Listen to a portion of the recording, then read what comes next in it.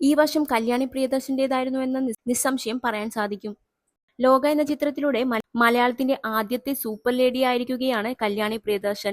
2025 ഏറ്റവും അധികം കളക്ഷൻ നേടിയ സിനിമ, ഇതുവരെ ഇറങ്ങിയതിൽ ഏറ്റവും അധികം ഗ്രോസ് കളക്ഷൻ നേടിയ മലയാള സിനിമ, സൗത്ത് ഇന്ത്യയിൽ ഏറ്റവും അധികം കളക്ഷൻ നേടിയ ഫീമെയിൽ സെൻട്രിക് ഫിലിം എന്നിങ്ങനെ വിശേഷണങ്ങൾ ഒരുപാടാണ് കല്യാണി പ്രിയദർശന്റെ ലോകയ്ക്ക്. ഇപ്പോഴിതാ നടി കാർഡ് ഷഫിൾ ഗെയിമിൽ ചോദ്യങ്ങൾക്ക് ഉത്തരം നൽകുന്നു. ഒരു സാധനം വാങ്ങിച്ച് ഉടനെ വേണ്ടായിരുന്നു എന്ന് തോന്നിയ സാധനം എന്തായിരുന്നു എന്ന ചോദ്യത്തിന് ഇതുവരെ അങ്ങനെ ഒന്നില്ല എന്നായിരുന്നു കല്യാണി പ്രിയദർശന്റെ മറുപടി.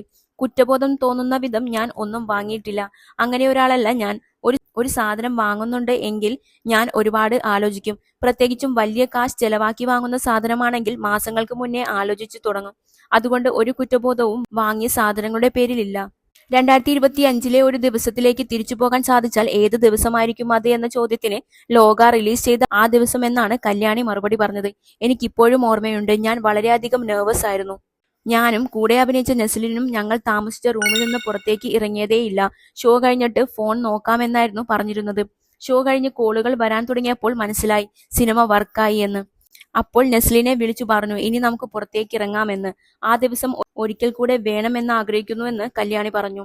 2026 മാനിഫെസ്റ്റ് ചെയ്യാൻ ആഗ്രഹിക്കുന്ന കാര്യം എന്താണെന്ന് ചോദിച്ചാൽ ലോക ചാപ്റ്റർ 2 ഷൂട്ടിംഗ് ആണെന്ന് കല്യാണി പറഞ്ഞു.